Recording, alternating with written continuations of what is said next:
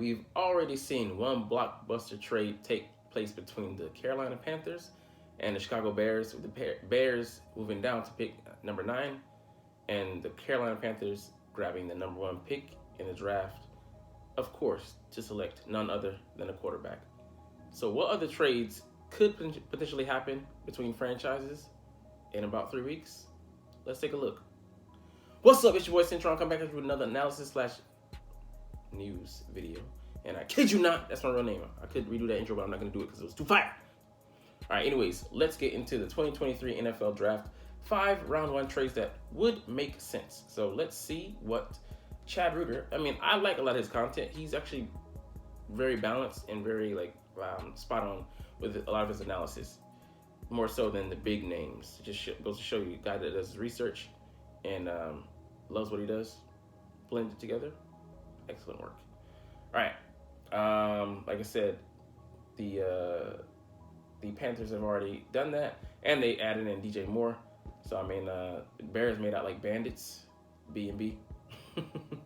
But first trade we have here is the Indianapolis Colts trading with the Arizona Cardinals, and it's only one slot. But even then, at the very top of the draft, it's going to be heavy compensation to be paid out just to even move one spot, because the higher you go, the more premium the pick is worth.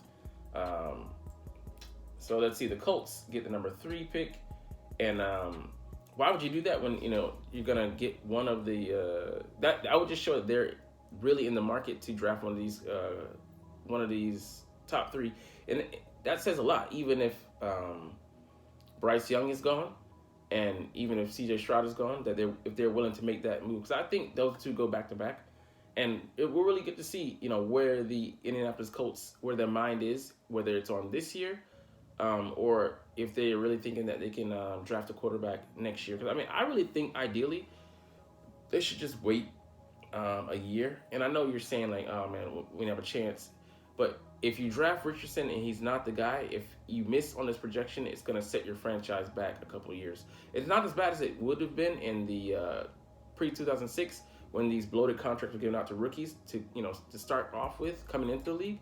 But even that being said, you're giving up 3rd round this year, 4th this year, as well as 3rd next year. So the compensation takes away from what you can add around him, and you don't have that much around him to elevate a guy like Richardson. He's gonna take a couple years to develop, not more like expected more of an immediate contribution expected like CJ Stroud and Bryce Young, who could be, I would say, a year or 2 out, and then they're going to be expected to produce. But it also depends on the system, because the guy Shane Steichen, who was hired as the head coach coming into Indianapolis, he was formerly of the offensive coordinator for the Eagles, and he did such a great job with Jalen Hurts, a mobile quarterback, and having someone to come in with that same mold, who's actually more athletic, potentially could be more dangerous, but it has yet to be seen. He could have a similar trajectory to Jalen Hurts' development, but he's a great unknown, of course, because he's a rookie coming in, and quarterback is the most challenging position in football to play, to learn, to excel at. Even the guys who are great from college ranks, they have to come in and learn, adjust, grow, go through growing pains. And that being said, if the team around them isn't developing and being built as well, it could all be for naught. They could have all the talent in the world, not be protected, not have the essential pieces needed around them to flourish. So, it just could end up being a gamble. Like I said, they do have a solid offensive line there, and some weapons on offense. Some things to work on defense, but still, he has to come in and do his part, put in the work, grow, learn, adjust. So that's a lot to put on a 20 or 21 years old, 20-year-old guy's shoulders. That being said, I've talked a lot about the Indianapolis Colts, but the Carolina Panthers, they would, get a lot. And then still potentially even, still get their guy that they want, maybe Will Anderson out of the pass rusher out of Alabama, and then get all of that in addition. That would be great for them. So, the Colts, I wouldn't be that hard up to trade that much away. And I granted you may not be in this position again next year. But hey, if you, I mean, but you don't want to tank. Like, you don't want to just say, the Minshew, go out there and just play. You don't essentially want to throw away a year, but if you don't get the guy you like, do you just go? Like, don't settle for sloppy seconds. Go with the veteran and see what the team. Do an evaluation year. See what the team, can be. Around. I mean, yeah, if you've done that, but if you don't believe in the market this year, just go with Plan B and be ready to reinvest next year. So I would build up draft capital instead of selling it away. But that's just my take. If they're not sold on Richardson as a franchise starter piece.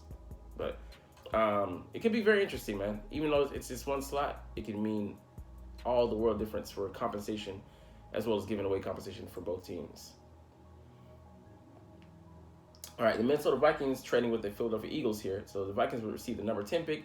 The Eagles will receive the number 23 overall. I'll give them a second, third rounder, as well as a 2024 first round selection. And that would make Howie's eyes get big, because he loves future first rounders, future selection, high draft picks. No one puts more of a premium on the future than Howie Roseman. And next year we're stacked with, I think, about 12 projected picks to come in, with some compensation picks, 4 scheduled to come in from the losses that we suffered this offseason. But for me, 23 is just too far down, because we have the 30th overall pick, but we'd have to package those two, I feel like, to be able to move up to the teams to get somebody that would equal one player. And I just don't like the idea of us having 2 first-round picks, a top 10 pick, as well as a back of the first-round pick, and us coming away with one player. Us coming off a Super Bowl loss, but a Super Bowl appearance nonetheless, we need to get 2 impact players, even the one that just comes off the bench, that is in a rotational role, but has a high level of impact on the offense or defense, and then one immediate starter, or one starter for the future next year that's going to start within the first 3 years, first 2 years. So I think that's the route we should go with both of those. I think there's a way to actually trade down with either pick or both picks and get compensation. Maybe not as much as looking for, but just enough to fill in between rounds 4 and 7. Higher if you can, and then future picks if you can, but really aiming to get more than 6 selections, because we haven't had that few. We had 10 last year. We used those with Will and Deal, get Jordan Davis. He 3 picks involved, and then AJ Brown cost us a first and a third, so 2 picks there. But we used that draft capital to be able to maneuver like we wanted to. But I really don't like moving that far back. And to be honest, I won't be John.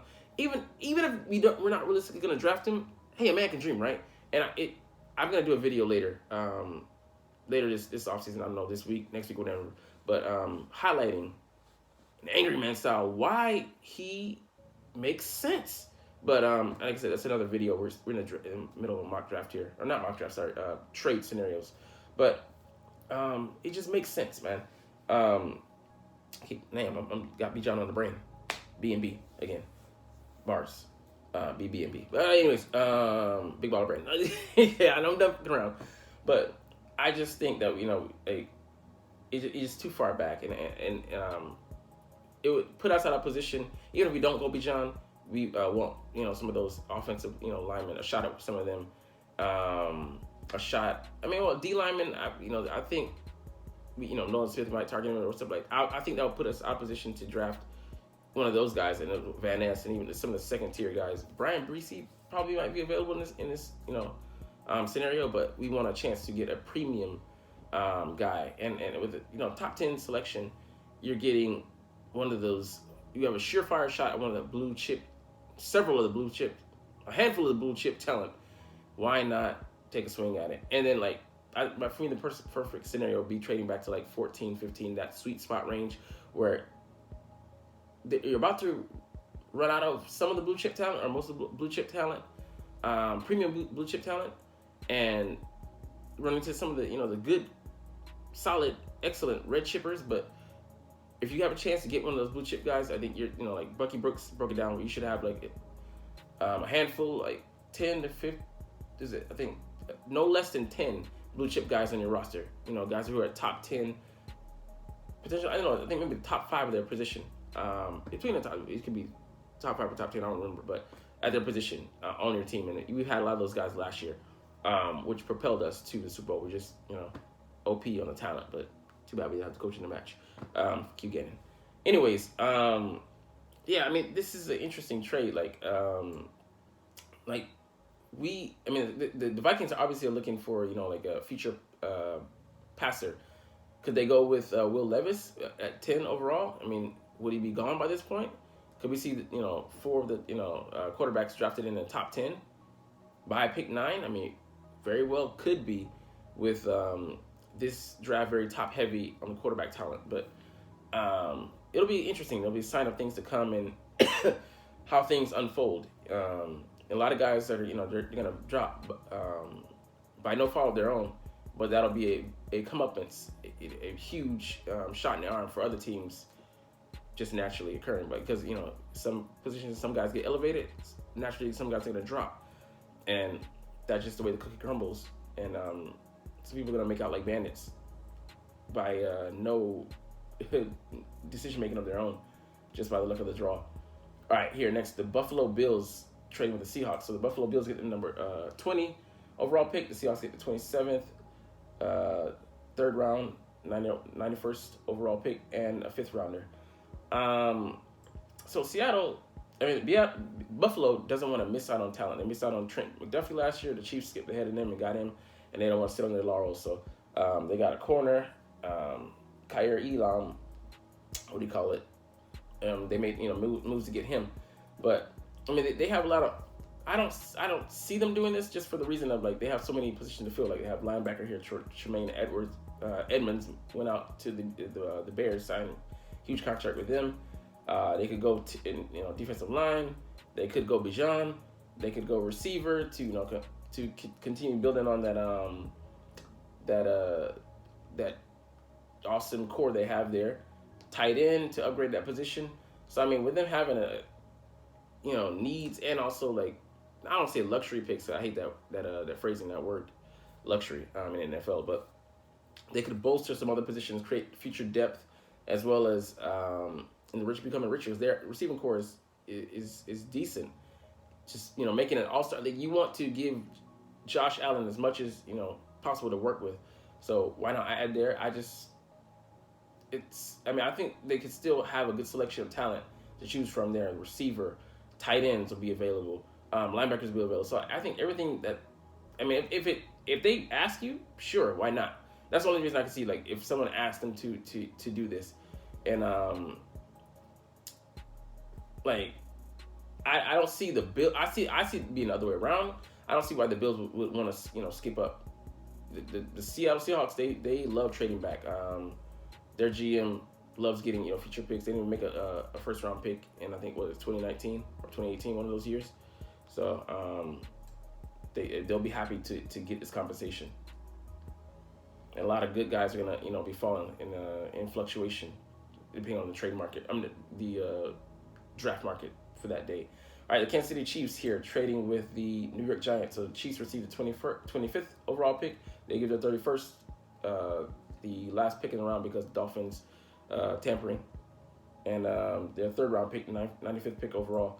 So for me, the Chiefs, they're trying to they obviously want to add another receiver. They have Sky Moore. They drafted in the first or second round. He didn't do much for them, but kind of him to gain more knowledge and experience. Make the jump from year 1 to year 2. Kadarius Toney picked the Giants. They're trading with the Giants here again, fleecing them again. What do you call it? They had a third or something like that, for Kadarius. Gave that away. It was well worth it. Boosted them in the Super Bowl. But he's a first round talent. I think he went in the first round as well. And then adding another guy, even though you lost Schuster, and you lost McCole Harmon, speed in what do you call it? A solid possession receiver. But Zay Flowers, Jalen Hyatt, I see Jalen Hyatt getting an explosive guy. But You might want to go with Zay Flowers. He might be he's playing out of the slot. Replaces a guy like McCole Harmon. Doesn't have the same speed element, but because it's a chain mover and runs clean routes. So it could go either route. Depends on what's up, what the taste of Andy Reid and that quarterback Mahomes, whatever they like. So I mean that would give them a lot of options, but it comes with a little bit of competition. Not that big of a jump. It's coming at the end of the round, and it's only like what six picks, but I mean those picks are at a premium. The Giants would want to get more. They would welcome this trade, and it's actually I'd say it's pretty likely that this would happen. That just trying to get new talent, but I think Zay may not fall to them, but I think Jalen would fall to them, Jalen Hyatt in the second round. All right, and the last trade we're gonna look at here, the Las Vegas Raiders trade with the Philadelphia Eagles. So the Las Vegas Raiders, still weird to say that, received the 30th pick overall, and the Eagles received the 38th, which is in the second round, and a fourth round pick, which would be perfect, and then a 2024 third round choice, which would be nice. Just add to our embarrassment of riches in 2024 picks wise. I like this, and I like I said earlier, I could see them doing both of these, trading down and getting picks. So that would give us, if we did both, let's just say I'm let's just say for example we got a third and then a fourth, and that would help us out tremendously. But let's just say we trade back to the teams, we're gonna get so much competition. We got like a fourth, a fifth, or fourth and a sixth. That would actually be better for me, because I see how we trading around anyways, and then even if he does these trades and get these a 3 and a 4, I see him moving around, maneuvering to move back and get even more picks in like between like 4 and 5 and 6, because it just like those picks are gonna be seeing less valuable. We still have guys who we're targeting and the scouts have on the list that we want this guy. He's gonna be available here. We don't have to draft him here. He's still gonna be there, and that gives us more picks to work with. Even probably 2024 picks you trade with guys and make deals. So it just comes out with us winning in the end and being more advantageous and giving us more capital this year and next year, to both to move around and to just sit on a stack like we're Scrooge McDuck. But I like it because there's still guys that in the second round are obviously they're red chip guys that are highly talented, like Ade, I can't say his name, Adewora, the D lineman out of D tackle out of the DN out of Northwestern, ran a 4.49 at DN, which is just insane. I loved him, add him to the roster. He has so much flexibility, position flexibility, and he can also do so many things on us in situational pass rushing situations and things like that. But for the Raiders, like they could trade back, and they already have a quarterback in place. If they don't draft Richardson or they don't draft Will Levis, they can look at next year and they have a placeholder in place. Jimmy is a solid quarterback. He's not the best. He's also not the worst. 16 touchdowns, 4 interceptions last year. Solid guy. Jarrett Stidham backing him up. So you have solid guys in place. You can see what Jarrett Stidham can do this year in some garbage time. But draft a guy next year. In a quarterback rich draft, and yeah, I mean, you could put some pieces around him. But yeah, like I mean, maybe if you sold on some of those guys, like Hendon Hooker, maybe you can grab him with the 30th overall pick. But actually, for them, I see the opposite. Like, why they wouldn't want to trade out. But like for us, the Eagles, or why they wouldn't want to stay pat. But hey, Howie's always looking to trade back, and like also he keeps a premium on future picks. Unlike most franchises, he just has the forethought. He has that shotgun gun, and yeah, it for us, like I said, building up, that stack of picks, the cachet, and would allow us, to do so much more in this draft where we're, currently limited by only, having 6 picks to maneuver. We don't have a lot of maneuverability, but for them, I wouldn't see why they would do this unless you're really trying to win now with Jimmy. But you were last, the bottom dweller in the AFC West, and you're not going to win that division this year, so you might as well go ahead and stack up for next year. But anyways, that's my thoughts. Those are my thoughts on these picks. Let's look at some more things around the league before we get up out of here. Let's see. Former GM Mike Lombardi blasts Riverboat Ron on his Lamar Jackson comments. This dude said he doesn't like, he's not interested in Lamar Jackson for whatever reason. It's like, bruh, who was your quarterback? Who was the one that took you to the Super Bowl? One Cam Newton. Was he not a mobile quarterback in the mold of a Lamar Jackson? And you saying you don't want him? But as a quarterback, a mobile quarterback that got you to the Super Bowl and actually gave you like 3-year winning seasons out of all the seasons you've been a head coach, but without a mobile quarterback you haven't been successful, bruh. It just like make it make sense. So he just got lambasted. I'm like, what kind of sense does that make? He's not a good fit for the team.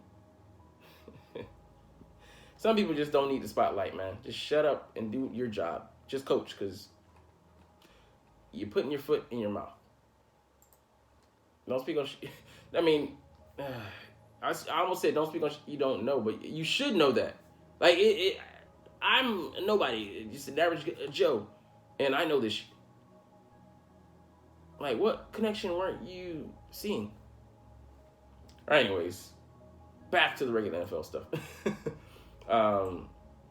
Let's see. Jalen Carter is only visiting with teams with a top 10 pick. So for me, this is just a little mystifying because you're not Deion Sanders, buddy.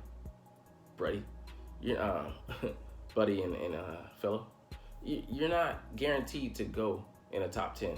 I mean, yeah, I there's a good chance you do, but you were sloppy. You're pro day. You got these off-field issues. Dealing around, you being involved with a fatal accident in some capacity, and you put on weight, as well, 9 pounds heavier. So your mental focus just wasn't there. And get it. We get it. You've been through some tough circumstances, but this is a job interview, and you got to be able to put those things aside and focus in on the job. And yeah, man, like it just. It reeks of arrogance to me, but I don't know, man. I'm not as sold on him as other Philly podcasters are. I don't think we need to have him.